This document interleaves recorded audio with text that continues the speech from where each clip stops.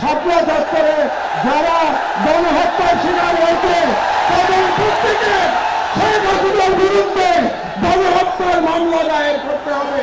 এটাই আমার আজকে 1 নম্বর দাবি। বাংলাদেশের আলেম সমাজ যদি ঐক্যবদ্ধ থাকে তাহলে বাংলাদেশের স্বাধীনতা কেউ ছিনিয়ে নিতে পারবে না।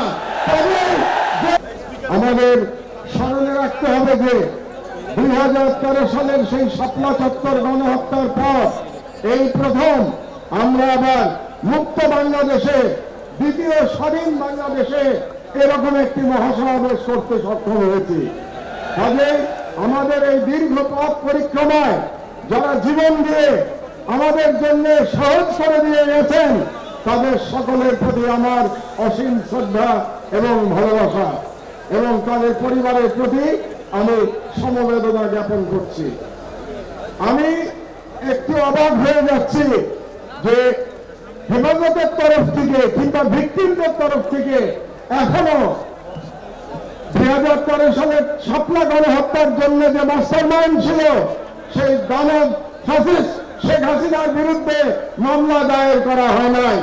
আপনারা কেন এখনো মামলা দায়ের করেন নাই আমি জানি না।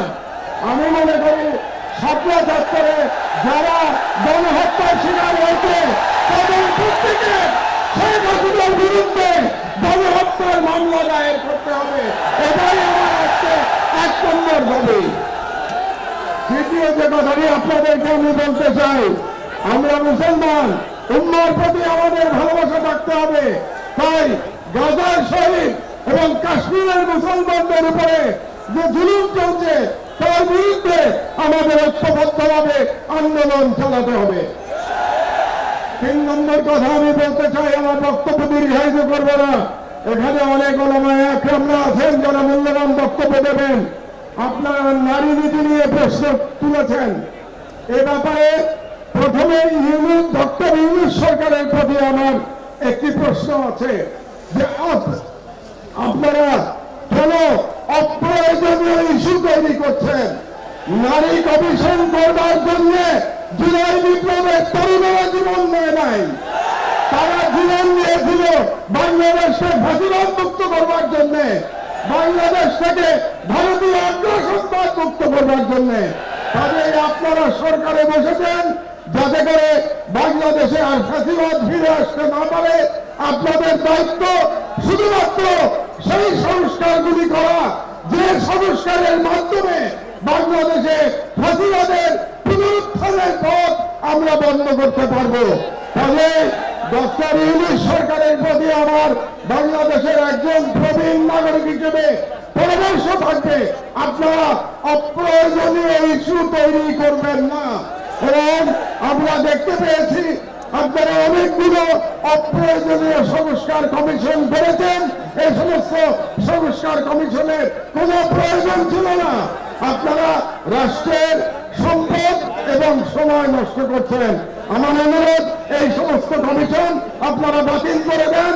এই সমস্ত কমিশনের কোনো প্রয়োজন নাই।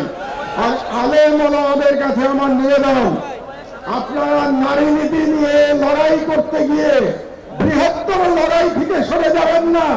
আমাদের বৃহত্তর লড়াই ভারতীয় সাম্রাজ্যবাদের বিরুদ্ধে লড়াই, আমাদের বৃহত্তর লড়াই ইসলামের জন্য আমাদের লড়াই।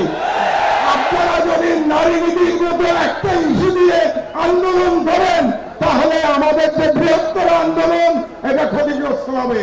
কাজেই নারী নীতির অবশ্যই আপনারা প্রতিবাদ করবেন, কিন্তু তার মানে এই না যে আমরা মূল লড়াই থেকে সরে যাব। মূল লড়াই থেকে আমাদের সরে যাওয়া যাবে না। এই জন্য আপনাদের কাছে আমার আহ্বান, আপনারা ঐক্যবদ্ধ থাকবেন। আমি বিশ্বাস করি বাংলাদেশের আলেম সমাজ যদি ঐক্যবদ্ধ থাকে তাহলে বাংলাদেশের স্বাধীনতা কেউ ছিনিয়ে নিতে পারবে না। তবে যে কোনো মূল্যে এই হেফাজতের মধ্য থেকে বাংলাদেশের সকল আলেমদের ঐক্যবদ্ধ থাকার আহ্বান জানিয়ে আমার বক্তব্য শেষ করছি। আল্লাহ হাফেজ। বাংলাদেশ জিন্দাবাদ।